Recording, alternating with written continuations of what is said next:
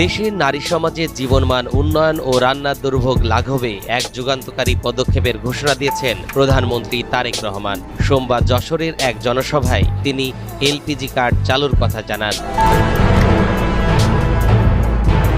পারিবারিক সচ্ছলতার জন্য ফ্যামিলি কার্ডের পাশাপাশি গৃহিণীদের রান্নার জ্বালানি সংকট দূর করতে এই বিশেষ কার্ড ব্যবহারের উদ্যোগ নিয়েছে সরকার। এখন প্রশ্ন হচ্ছে, এলপিজি কার্ড কি?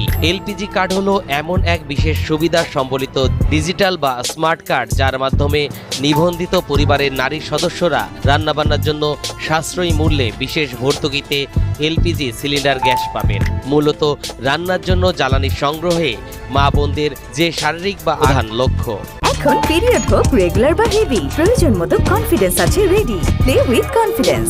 মায়েদের হাতে আমরা যখন ফ্যামিলি কার্ড পৌঁছে দিয়েছে, ঠিক একইভাবে সারা বাংলাদেশে যারা ফ্যামিলি কার্ড যাদেরকে দিব, ঠিক সেই মাদের কাছে আমরা আরেকটি কার্ড দিব। সেই কার্ডটি হচ্ছে এলপিজি কার্ড, যাতে করে তাদেরকে আর রান্নার কষ্ট পোহাতে না হয়।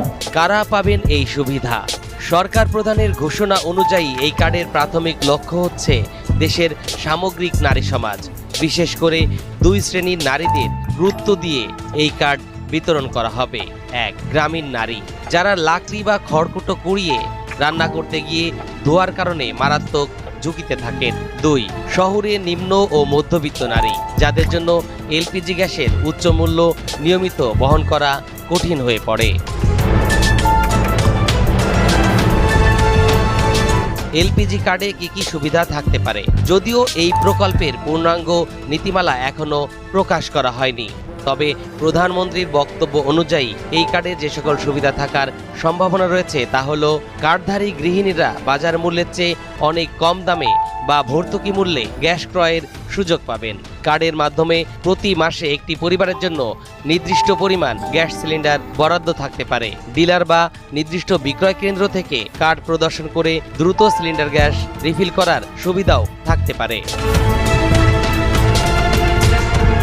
সংশ্লিষ্ট মন্ত্রণালয়ের সূত্র মতে শীঘ্রই এই কার্ডের জন্য তথ্য সংগ্রহের কাজ শুরু করা হবে। প্রধানমন্ত্রী তারেক রহমান আশাবাদ ব্যক্ত করেছেন, এই উদ্যোগের ফলে বাংলাদেশের নারীদের জীবনযাত্রার মান আরও উন্নত হবে এবং গৃহস্থালির কাজে তারা স্বস্তি পাবেন।